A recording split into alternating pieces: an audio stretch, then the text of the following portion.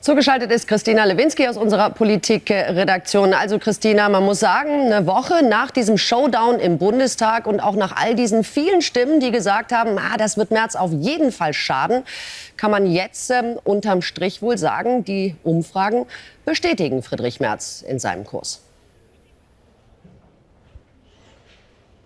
Diese Zahlen sind tatsächlich sehr interessant in diese Richtung, Feli. Genau eine Woche ist es her, dass es zu dem Showdown kam im Bundestag. Wir haben dann viel berichtet, auch über die Demonstrationen.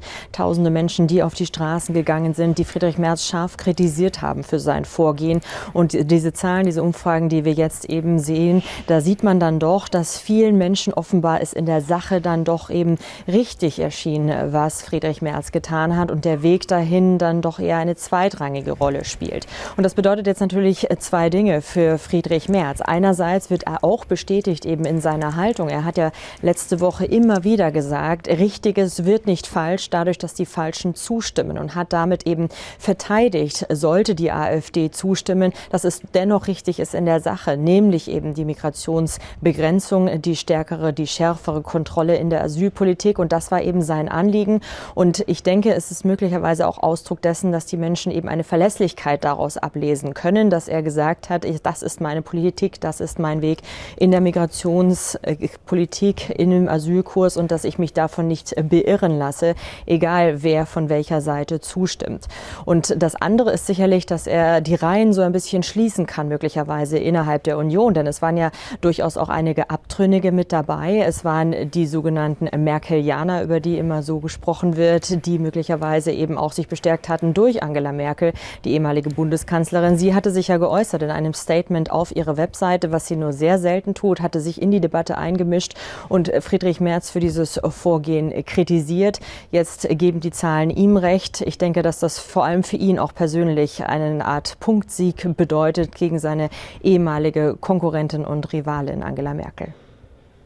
Schauen wir noch mal auf die Grünen, Christina. Bei Robert Habeck, da gab es ja diese Woche ordentlich Verwirrung um seinen 10-Punkte-Plan zur Migration. Wie sehr schaden denn jetzt diese öffentlich ausgetragenen Unstimmigkeiten innerhalb der Grünen seinem Wahlkampf?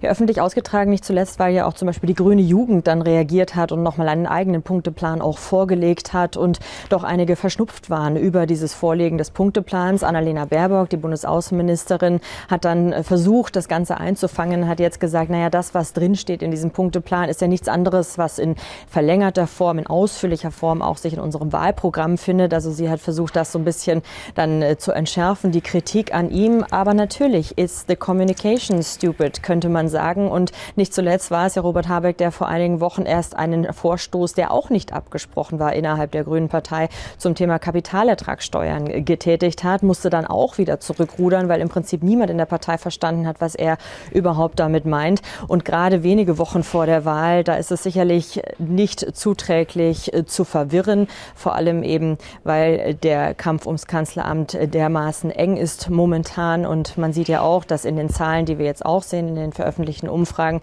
die Grünen nicht wirklich vom Fleck kommen. Christina, danke schön für deine ganz aktuelle Einschätzung.